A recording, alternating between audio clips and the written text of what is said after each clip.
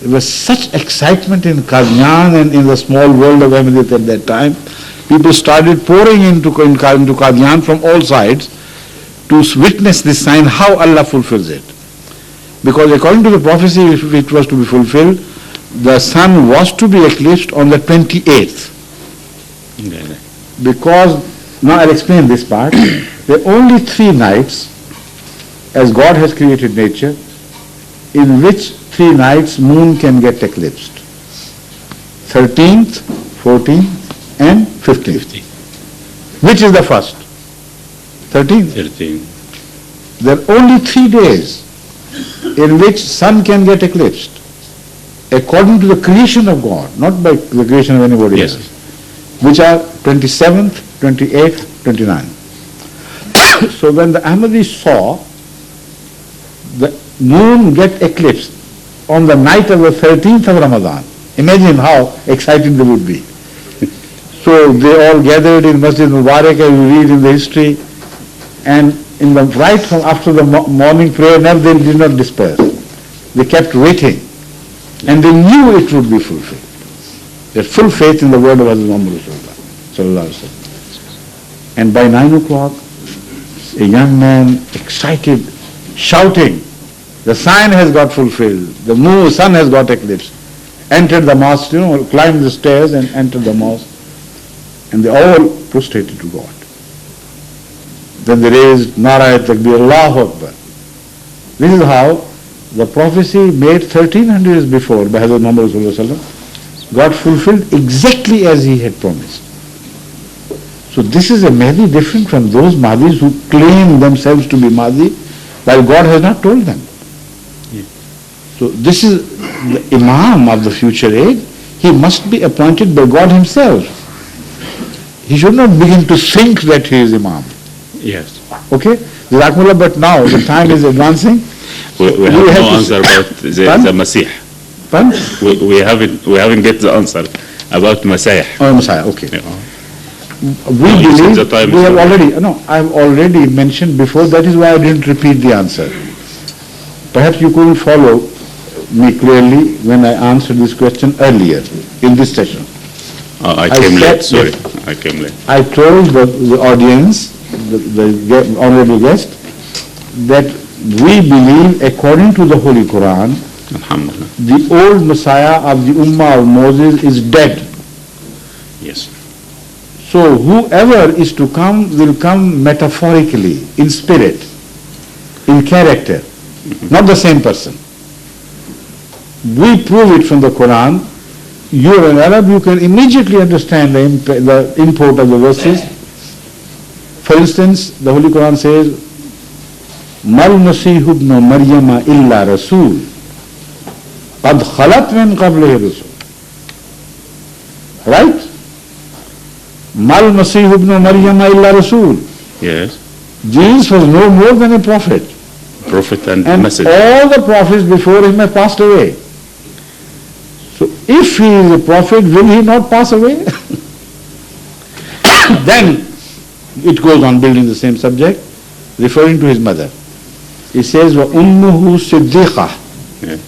His mother was a chaste woman. Kana yakulani tam. Both Mary and Jesus used to eat in the past. No more.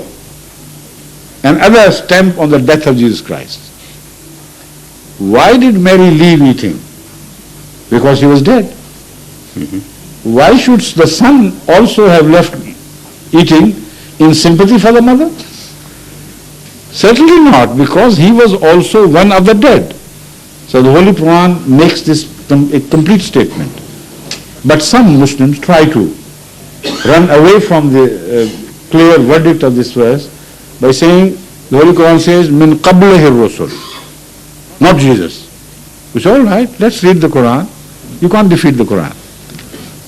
And very soon we'll find another verse which says, Ma Muhammadun illa Rasul, qad khalat min qablihi rusul. أفإن مات أو قتل أنقلبتم على أعقابكم. does it leave any room for Jesus to escape death before him? Tell me. No, when عندما تكلم عن الرسل قد خلت من قبله الرسل لم يقصد بها الرسالة أو المنهج. لا يعني هو يقصد بها ان الرسالة بتاع سيدنا عيسى. No, it doesn't say that. Yeah. For God's sake, don't misread the Arabic, which is your language. Yes. All the other ulama agree with this, that what God is speaking of, the advents of prophets, not anything else. God clearly says, prophets have appeared before. No, the style is like this. If I say, for instance, قد خلت من قبله الرسل. Somebody has made a mistake. And I say, no problem. No, it is for men to err. Human beings make mistakes. When I say that, does it mean this man is a human being and yet he has not committed a mistake? It proves exactly the opposite. When I say, after all, Zaid belongs to human beings, and human beings do commit mistakes. Does it mean that Zaid has not? It only means that because he is also a human being, he must have committed the same mistake or the similar mistake. So this is the style of the Quran. Mal Masih ibn Maryam illa Rasul. He is no more than a prophet. And all prophets before him have passed away. Which means that if he is not passed away, then he would be more than a prophet. Illa Rasul is messenger. But if it's Nabi, it's prophet. No. This is not right. Because I can prove it from the Quran. I can prove it from the Quran that Nabi and Rasul are exactly the same things. Sayyidina Ibrahim Nabi. He was also Rasul. Not Rasul. Not صاحب رسالة. Just a minute. يعني لا يحمل رسالة من الله. Wait for my answer, please. Yes. I will prove it not from the history, from the Quran. Yeah. The Holy Quran says about Hazrat Muhammad Rasulullah sallallahu alaihi wasallam. آمن الرسول بما أنزل إليه من ربه والمؤمنون كل آمن بالله وملائكته وكتبه ورسله.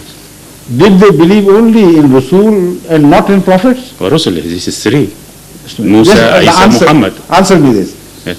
Did they believe only in the people who are referred to as Rusul, but they did not believe in prophets who are referred to as Nabiyyin? الرسالة منهج. It doesn't leave anyone out of this class.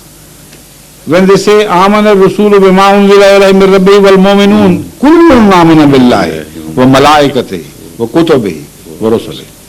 All of them believe in Allah, in Kutub, in angels, and in the prophets.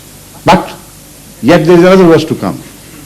ما كان محمد أبا أحد من رجالكم ولكن رسول الله وخاتم النبيين. So if Nabiyyin and Rasul are different things, then was he only a Khatam of Nabiyyin and not Khatam of Rasul? It's impossible for you or anyone else to distort the meaning of the Quran. Quran will emerge victorious in every case. But Jazakallah, Alhamdulillah. Later on, I don't argue with it.